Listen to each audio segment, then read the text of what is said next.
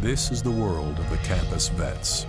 I'm really worried about how he's going to handle this level of oxygen, and I guess it's going to be touch and go for a little while. This is the first alpaca I've done, and I'm always a little bit nervous doing the first time a species because I'm not sure what to expect.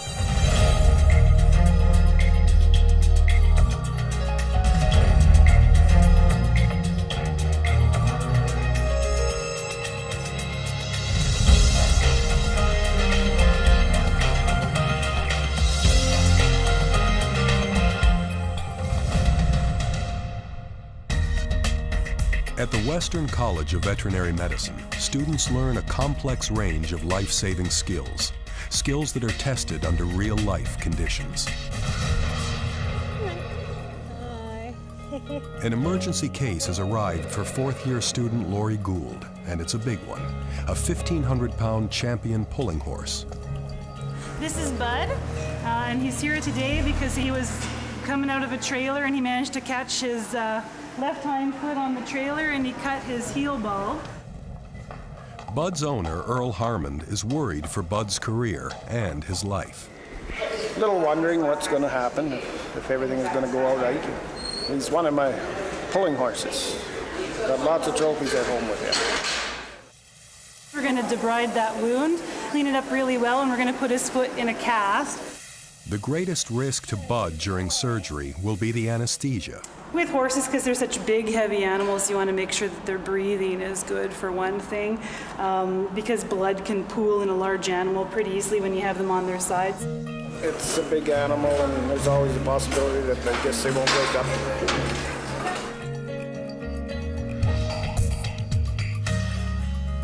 Riza is usually rambunctious and full of life. But a few days ago, Lisa Patterson noticed her one-year-old German Shepard had become lethargic. His breathing labored. Yeah, I'm worried about him. One lung appears to have collapsed or stopped working. If I get his blood gas back and I'm a little more alarmed, then we may do a little bit more tonight than we had anticipated. All right, we will leave him with you. Riza's health deteriorated so rapidly, his own vet referred the dog to the teaching hospital. It's the kind of case that appeals to intern Dr. Sharon Finster. I like the challenging referral cases that are, you know, they've been seen by potentially a couple of veterinarians and come to you and you put all the pieces together and you try to solve it. So you can hear a change in pitch based on whether the lung is filled with air or whether the chest is filled with fluid or a space-occupying mass. The pressure is on to diagnose what is attacking Riza's lungs and treat it before it threatens to take the young dog's life. Today, vet student Trevor Griffin gets a chance to be an eye doctor. Have an interesting case, an alpaca to do. This alpaca was born with bilateral cataracts, so he's been blind from birth. Hopefully tomorrow we can go for surgery and go from there. Brought in by a local rancher, the juvenile alpaca has yet to be weaned and can't be separated from his mother. To separate them for any length of time really stresses them out. The friendly but stubborn alpacas need to be moved to a darkened room for an eye exam. Oh, fine. See if she goes better without the halter.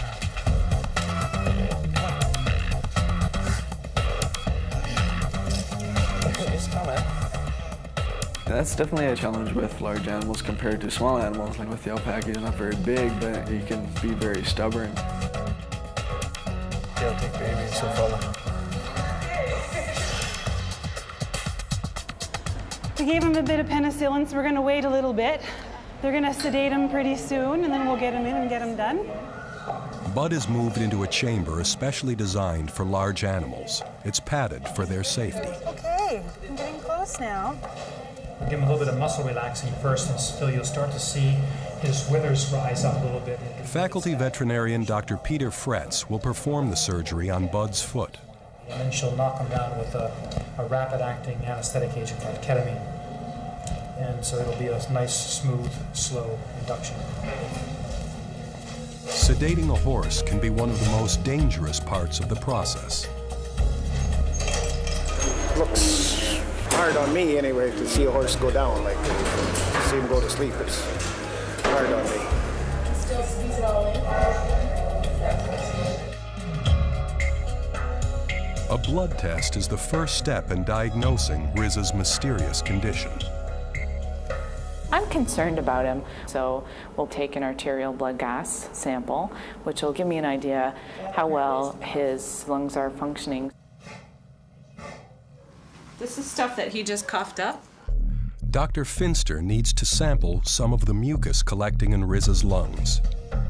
The dog could be suffering from pneumonia, cancer, or heart disease. But the #1 suspect on Dr. Finster's list is blastomycosis, a deadly disease that almost killed the other dog in Riza's family. Blastomycosis is a fungus. It lives in sandy soil, near water, and dogs can be prone to it because they sort of have their nose to the ground all the time and they're sniffing pretty aggressively. They inhale it, it infects the lungs, and then it affects the way that they oxygenate. we are going to just place an oxygen tube in his nose that allows him to breathe a higher percentage oxygen. Riza is badly in need of oxygen. The results of his blood tests are back, and the amount of oxygen in his blood is dangerously low. His arterial oxygen content is not the greatest. He should be 80 to 100, and his arterial oxygen is only at 66. The team must determine the cause of Riza's illness before time runs out.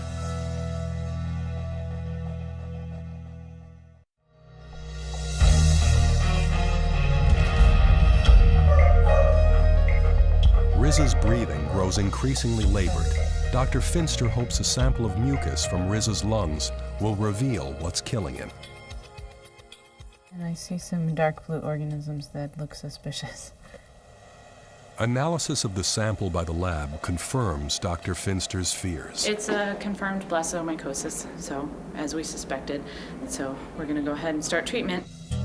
Don't chew at this time. The vet team starts Riza on a program of antifungal medication mixed into his food. But the drug can take up to 5 days to fully take effect.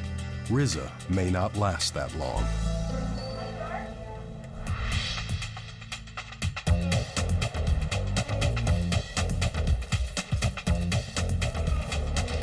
At the large animal clinic, it's been a struggle moving a blind alpaca and his mother. The vet students finally succeed getting them to the darkened exam area. Trevor Griffin performs the eye exam.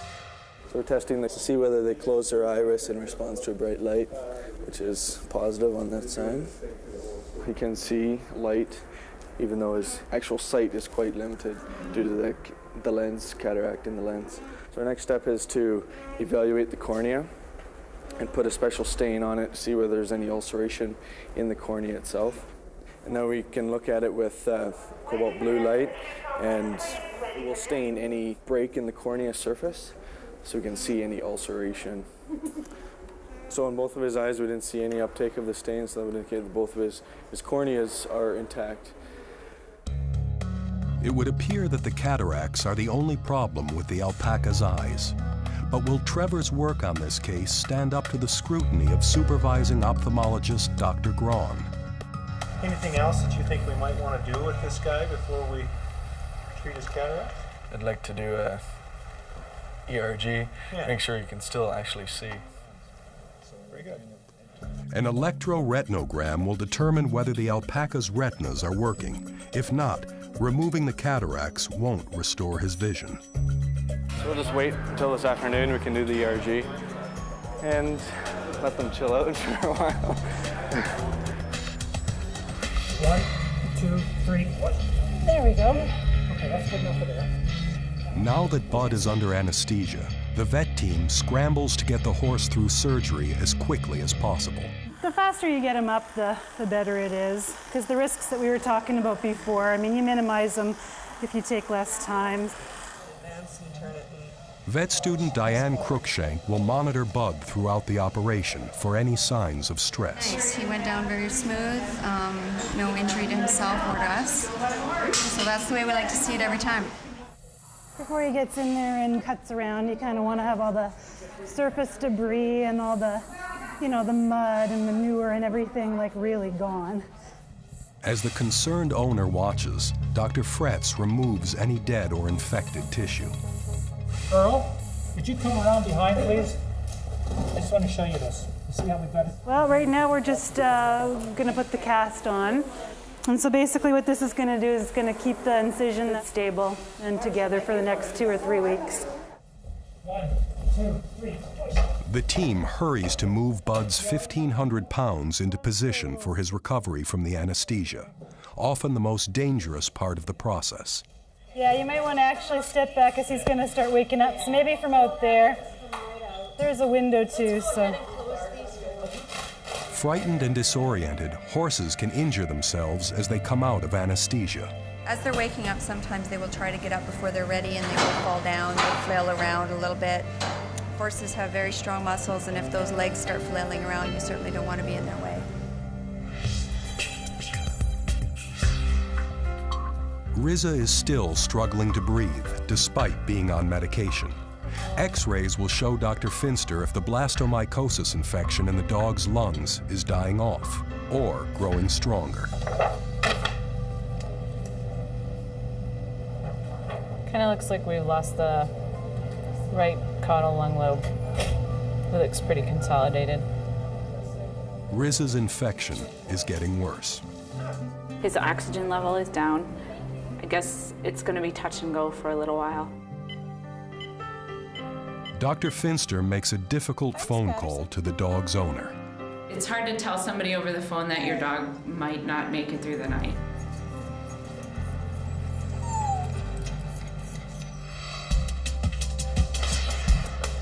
Had a brainwave. We're gonna move him on this instead. It's time for the final eye test to determine whether the alpaca's retinas are working. She'll follow, I'm sure. Now, we're gonna do an ERG. It's okay, baby. Trevor flashes a powerful strobe light into the alpaca's eyes. Any response by the retinas is measured by electrodes placed around the animal's eyes and relayed to the computer. The resulting waveform shows Dr. Graun if there is any activity in the retinas. So that's good. It's excellent. The retinas are working properly, and cataract surgery is scheduled for the next day. You can go back to the stall.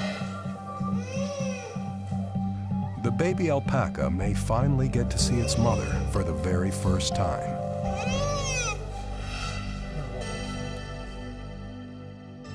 Everyone holds their breath as they wait to see if Bud can safely revive from anesthesia.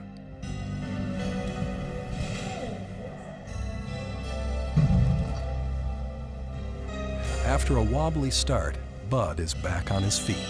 Well, he's looking good, what I can see from here. Well, I hope I can get him going good enough to go to exhibition this fall, to a horse pull. He's pretty good about going in. Well, I think they've done a good job, the way it looks. I'm happy to be going home with the old horse again.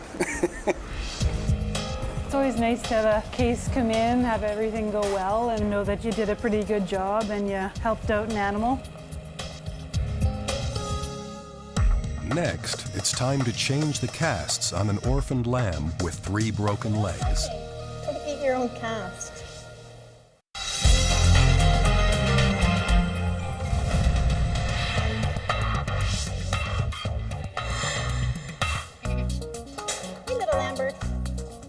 Vet student Colleen Duncan is working with one of her favorite patients today. There's a little lamb that's come in and its mom stepped on it or rolled on it and now has 3 broken legs.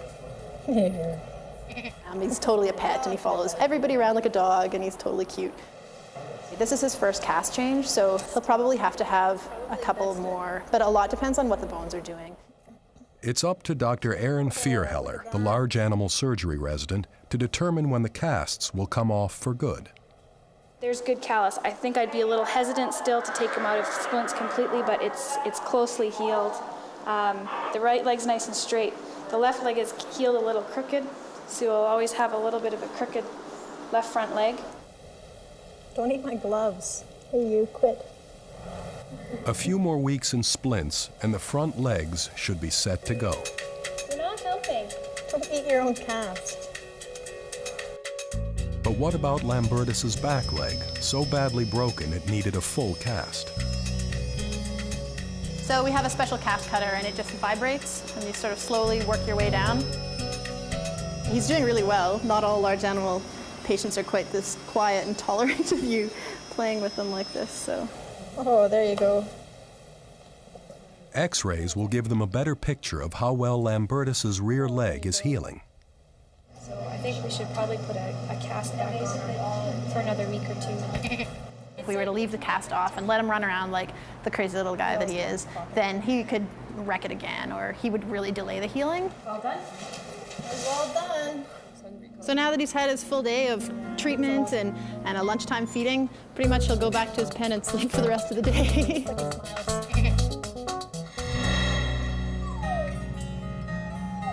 Riza has made it through the night, but his lungs are still clogged with a deadly fungal infection called blastomycosis. While the vet team waits for the medication to take hold, they hope steam will help Riza breathe easier. There you go. So I do is cut my hands and then just, and usually about 5 minutes on each side. He's coughing a little bit now, so that's the thing, we want him to cough up as much phlegm that he has on his lungs. Good boy. The side for it, isn't it? Then the latest blood test results arrive. Riza's oxygen levels are up. Dr. Finster can't wait to tell the owner about the dog's dramatic turnaround. So I've got some good news. My interest is emergency and critical care. Those are the cases that you pretty much don't think are going to make it, and there's more that fade away and don't make it and don't do well, and those are hard. But with your life being punctuated by these miracles, then I guess that makes it all kind of worth it.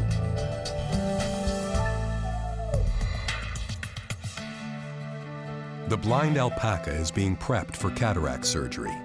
Vet student Trevor Griffin will observe the complex surgery performed by ophthalmologist Dr. Grawn.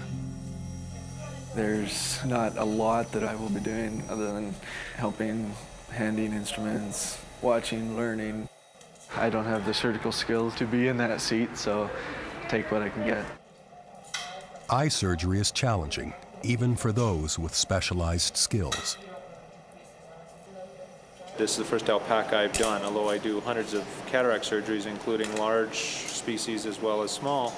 I'm always a little bit nervous doing the first time on a species because I'm not sure what to expect. We're just trying to get the eye positioned in such a way that we can remove that lens. The team breaks up the cataract-clogged lenses and vacuums them out.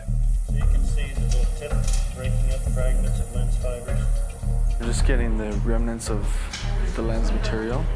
They're right against the back capsule of the lens, and I mean, very careful not to poke a hole in that. Several hours into the surgery, the cataracts have been removed, but the question remains, will the baby alpaca finally be able to see?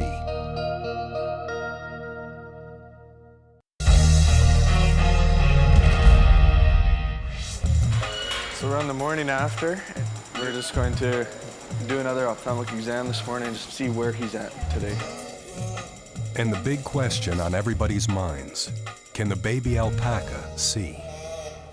I just want to observe him for a little while in this room. He's got a very nice, clear aperture. His eyes look beautiful this morning. Pressures are great. Very little inflammation. To test the alpaca's vision, a simple piece of tissue. Getting the tension of there. That's a very nice following reaction. Very nice result. As we learn more and more in this career, you realize how much more there is to learn, and you realize that it's an unending process of further education. The baby alpaca, blind from birth, can finally see its mother. Guess what? Hey, buddy. You get to go home. Dr. Finster thought today would never come, Riza has beaten all odds and is well enough to go home. Yes. Hello. I'm pretty impressed that he made it through this. We were pretty worried because they didn't hold out much hope for him. But he seems to have made it through and fought hard. He's a good boy. And you throw your heart and soul into the case. And you think about him when you wake up in the morning, and you think about him before you go to bed at night, and you look at him 70,000 times a day, and you tweak things and you adjust certain things to try to make them more comfortable and make them better. And then when they start to improve, you don't want to really be that hopeful. And then to see them not only walk out the door, but drag someone down the hall, that's kind of what it's all about. That makes every 18-hour day worth it.